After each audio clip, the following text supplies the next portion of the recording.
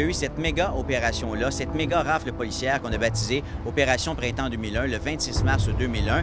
Et là, on s'est retrouvé là, avec tout près d'une centaine d'accusés. Et à ce moment-là, le ministère de la Justice s'est posé la question, comment on va pouvoir gérer ces procès-là?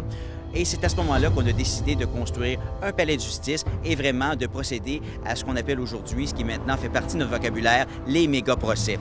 Le Centre des services judiciaires Gouin est inauguré en octobre 2001. On justifie sa construction pour des raisons logistiques, afin d'avoir suffisamment d'espace pour les procès, mais également pour des raisons de sécurité. En fait, le centre est relié directement au centre de détention de Bordeaux, où à l'époque sont détenus une centaine de présumés motards. Alors, le premier méga-procès débute, et ça, c'est assez exceptionnel, il faut le préciser, 1 an après la rafle policière Opération Printemps 2001. Donc, on parle là, aux alentours du mois d'avril 2002. C'est assez extraordinaire compte tenu de l'ampleur du dossier, mais il faut également préciser que c'est un acte d'accusation privilégié. Donc, on a court-circuité l'étape de l'enquête préliminaire pour procéder directement au procès. Le premier procès présidé par le juge Jean-Guy Boilard. Le 22 juillet 2002, il se désiste. Déjà, 113 témoins ont été entendus et plus de 1000 pièces à conviction présentées. Une réprimande du Conseil de la magistrature serait à l'origine de ce désistement. Le juge Boilard affirme ne plus avoir l'autorité morale pour présider le procès. C'est le juge Pierre Béliveau qui reprend le tout à zéro en octobre 2002. Il veut assurer un procès juste et équitable aux présumés membres des Hells Angels. C'eût été catastrophique si ce méga-procès-là avait avorté, non seulement pour la justice au Québec de façon générale, mais pour tous ces criminels qu'on aurait remis en liberté, et aussi pour l'image générale de la justice et le succès à venir des méga-procès, parce qu'il y a beaucoup d'avocats de la défense qui vont vous dire « Ah, c'est trop compliqué, ça ne marche pas ces affaires-là, il faut tenir des procès individuels ». Et de façon générale, la défense n'est pas favorable aux méga-procès. Ça a fonctionné de façon assez complexe. C'était pas évident pour un jury, par exemple, d'en venir à la conclusion que tout ce monde-là, qui n'a pas nécessairement commis le même crime au même moment, mais par association, puisse être reconnu coupable des mêmes accusations. Ça a été vraiment complexe comme procédure, des procès très, très longs.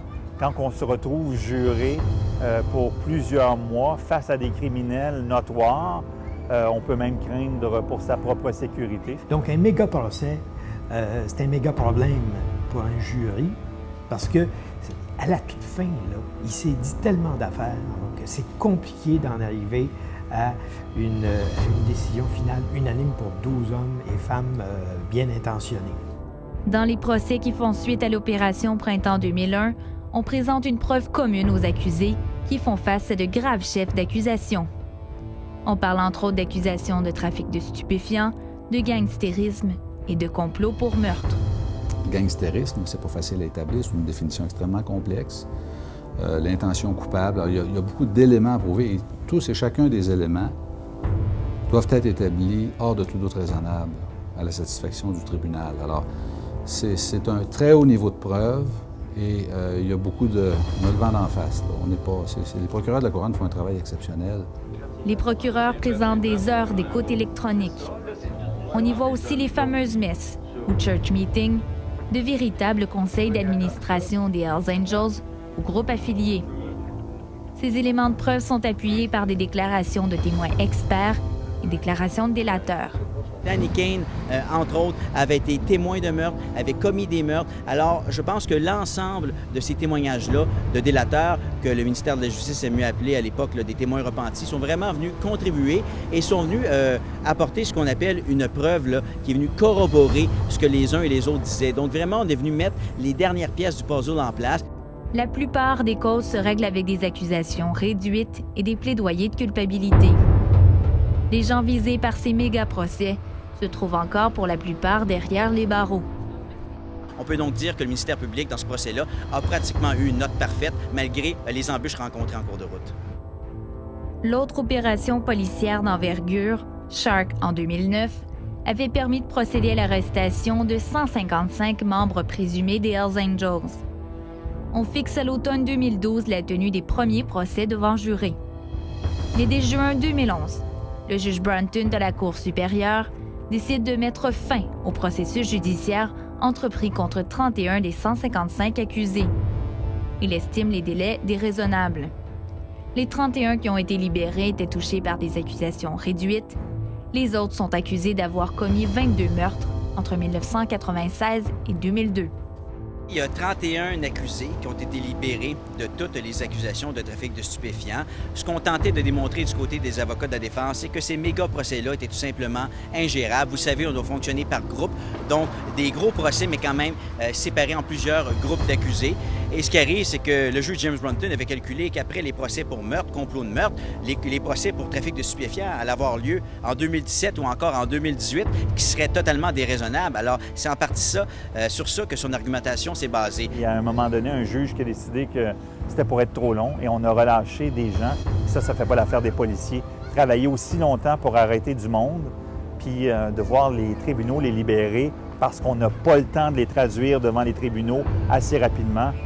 Grande source de frustration pour les enquêteurs. Il ne faut pas se tromper, parce que c'est des gens dangereux qui peuvent être remis en liberté avec toutes les conséquences que ça peut impliquer, le risque que ça peut impliquer aussi pour les témoins, les victimes qui se sentent complètement démunies puis qui se sentent menacées par ces gens-là qui sont en liberté. Ça nous a démontré aussi les faiblesses du système. C'est pas évident de faire comprendre à un groupe de 12 personnes que cette preuve-là peut s'associer à toutes les personnes qui se retrouvent derrière les barreaux. C'est complexe, c'est pratique, mais c'est complexe en même temps. Et ce qui est particulier, c'est qu'on se rend compte aujourd'hui que l'ère des méga-procès est loin d'être terminée. À preuve, avec l'opération Shark, il y en a encore plusieurs qui vont se dérouler jusqu'aux années 2017-2018. Alors, malgré ces nombreux dénigreurs, force est d'admettre que le Centre judiciaire Gouin, encore une fois aujourd'hui, a toute sa raison d'être. C'est sûr que c'est plus difficile, c'est plus compliqué, mais on va développer une expertise de méga-procès. Puis depuis 10 ans, le premier méga-procès qui a réussi, ça a été en 2003, par le biais des plaidoyers de culpabilité. C'est quand même un dénouement. C'est pas parce que ça se règle à l'amiable, par des plaidoyers de culpabilité assortis de peines qui sont soumises de consentement par la défense et la couronne, que c'est pas un dénouement heureux. Les motards sont encore là. Les motards sont encore là. Il y a des groupes qui sont encore là. Il y a des secteurs qui sont encore vraiment sous le contrôle de gens importants.